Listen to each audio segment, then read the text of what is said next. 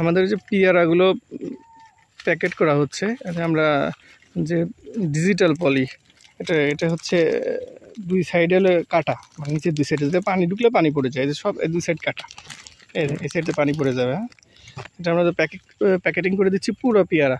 এবার প্যাকেটিং না করলে হয় কি পেয়ারাগুলো নষ্ট হয়ে যায়, আর প্যাকেটটা করলে পেয়ারাগুলো ভালো থাকে, দ্রুত বড় হয়। যে বাজারে আপনারা যে পেয়ারাগুলো কিনে এখানে যে এইভাবে প্যাকেট করা হয় সেগুলো।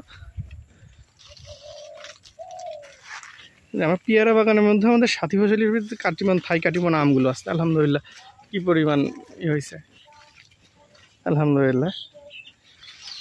এগুলো আরও 1 মাস মতো লাগবে পাকতে হয়তো।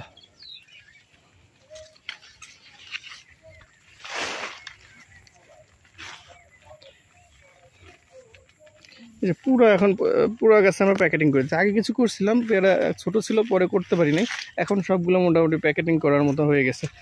এই যে সব সাইজ হয়েছে, এখন প্যাকেট করার মতন সব সাইজ সব প্যাকেট করে দিচ্ছি।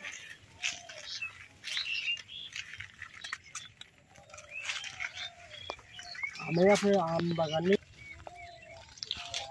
সব গাছে আমরা পেয়ারা পলিথিন দিয়ে প্যাকেটিং করে দিচ্ছি।